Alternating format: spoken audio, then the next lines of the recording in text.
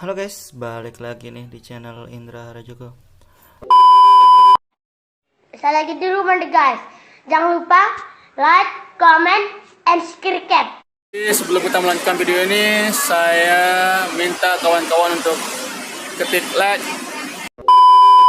Oke guys, di sini saya akan cobain review dari ROM Magma Monshine yang kita baru aja masuk di home screen-nya.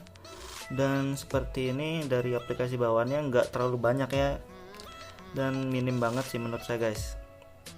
Cuma ada kamera, itu kamera MIUI, kontak, pesan, radio, settingan, cuma sekedar itu doangnya, sama telepon guys. Cuma buat kalkulator galerinya nggak ada, dan perekam layar juga nggak ada ya untuk di aplikasi. Itu pemutar musik juga nggak ada, dan dari status barnya juga seperti ini guys, cuma ini doang.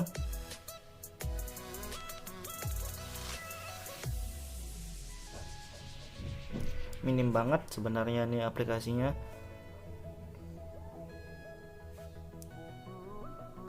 Langsung kita buka settingan, dan di settingannya seperti apa guys, kita lihat sendiri.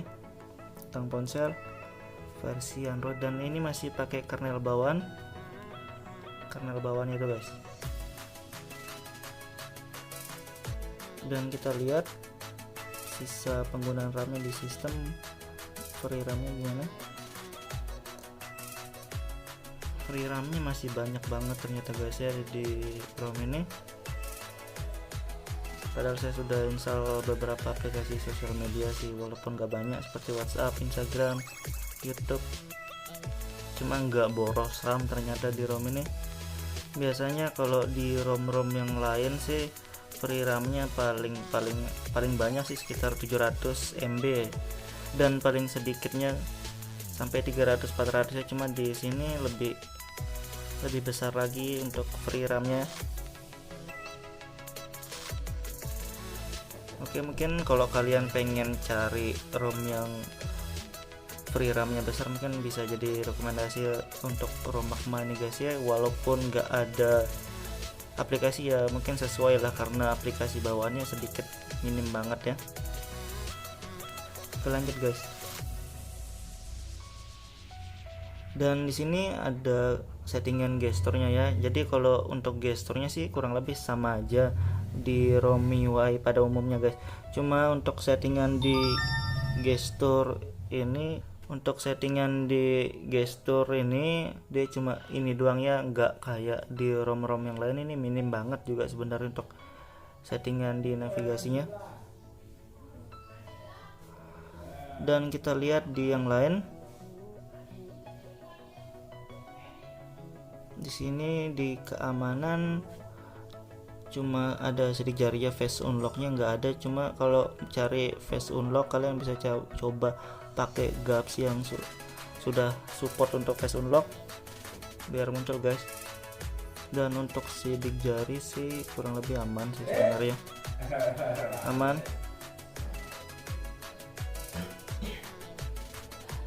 Oke, seperti itu.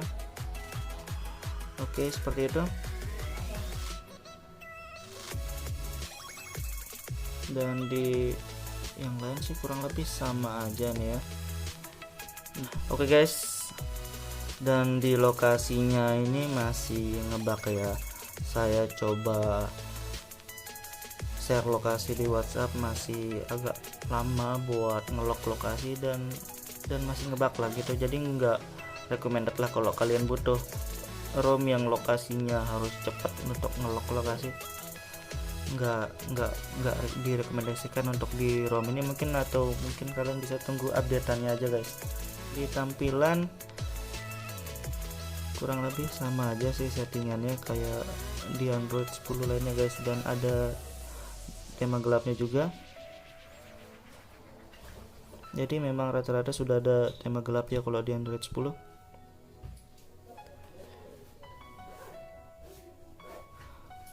Kita lihat yang lain. Di sini langsung Bluetooth, dan Bluetoothnya aktif ya, jadi nggak ngebug untuk di Bluetooth guys. Dan di hotspot kita cobain juga. Di hotspot juga aman guys kalau buat hotspot, ya hotspot. Jadi kalau butuh kirim file via share juga bisa ya di ROM ini guys.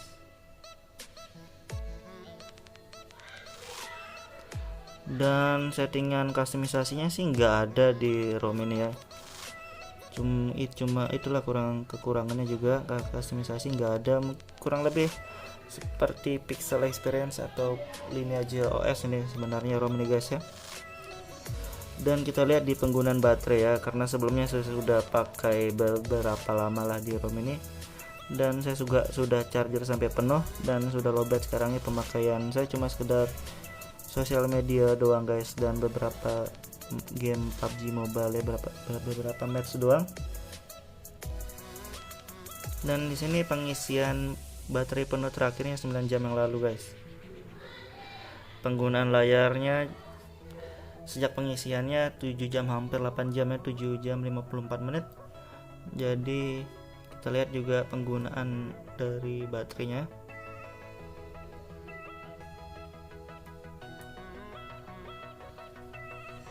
Oke, kalian bisa lihat di sini penggunaan baterai kita pakai kurang lebih streaming YouTube guys, dan Instagram, game PUBG Mobile. Di sini saya main PUBG Mobile kurang lebih 1 jam lebih sedikit ya sebenarnya, dengan penggunaan game PUBG Mobile, dan dapat slotnya 8 jam kurang lebih. Ini menurut saya lumayan awet guys, apalagi kita pakai data 4G ya. Jadi kalau mau cari ROM yang awet baterai dan free RAM-nya besar walaupun masih ngebug di lokasi, mungkin bisa jadi recommended nih guys ya. Tapi mungkin kalau di updatean selanjutnya mudahan ada di fix untuk di bagian lokasinya guys. Oke, sekarang kita coba buka game PUBG Mobile, kita lihat untuk sekalian review di PUBG nya ya. Kita lihat settingan grafisnya guys.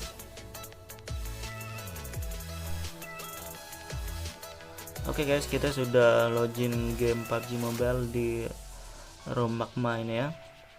Dan sebelumnya kita sudah lowbat baterai 13% ya. Kita buka settingan aja, kita lihat di grafis. Oke, kita lihat di grafis. Di sini grafisnya sudah support untuk grafis HD guys, dan frame rate high juga di ROM ini, walaupun settingan yang nggak banyak seperti yang kalian lihat tadi, tapi untuk di gamenya juga sudah enak ya, bisa grafis HD. Bolehlah ya kalau buat kalian yang males pakai ROM yang banyak settingan, nggak mau ribet. Dan di audio juga sudah high nih guys.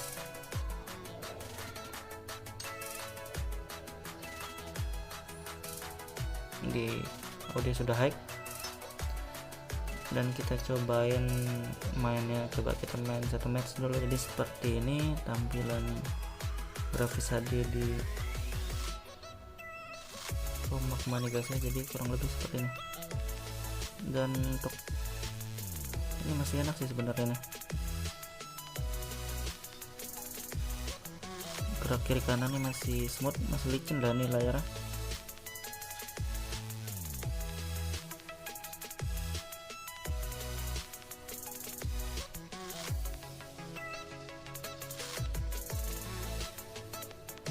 Enak nih, mungkin bisa jadi auto chicken kalau pakai ROM nya guys ya, walaupun itu sniper ya.